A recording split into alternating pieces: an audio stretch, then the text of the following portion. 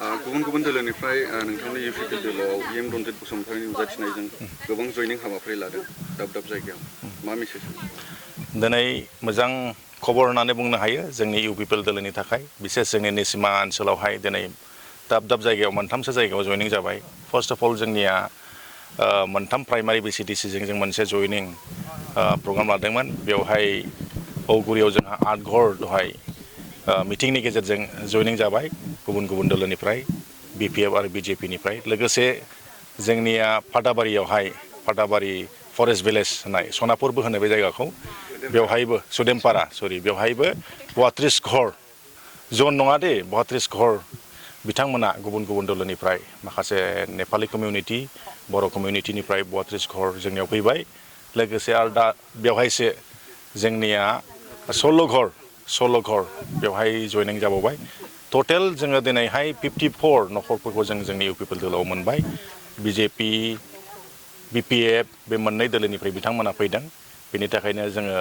दिनैनि दिनखौ जोबोद रंजानायनि दिन होननो हायो आरो बे जयनिं हाबाफारियाव जोंनि मानगोनां बिटिआरनि इएम श्रीजुत रन्जित बसुमतारी बिथाङाबो गावनो प्रेजेन्ट दंमोन बिथाङाबो जोबोद गोजोननाय फोरमायदों आरो बिब्दिनो जोंनि निसिमायावहाय जोंनि इउपिपिएल दोलोआवहाय गोबां गुबुन दोलोनिफ्राय जयनिं जानायखौ जोङो लैहोर सानफ्रोमबो मोननो थांगासिनो दं मैयाबो जयनिं जादों आरो जोंहा गाबोनबो दङ समबारावबो दङ बिब्दिनो जयनिं जालांबाय थानायखौ जोङो नुदों आरोखि मथथे जोंनिया फैबाय थादों जामलाङाखै इर'सन जोंनियाव गैया सासे सानै मालाबा मानिबा बिदिनो गुबुन प्रलबनफोरनि गेजेरजों सासे सानै थांनायखौ नुदों जों खिन्थु जोंनियाव लैहोर फैनायखौ जोङो मोनबाय थादों आरोखि जोङो 100आव 100% जोङो 2025नि इलेक्सन हिसाबै 25,000 जोङो भटार्स लानानै मार्जिन लानानै जोङो देरहागोनखौ जोङो आसा खालामनानै दङ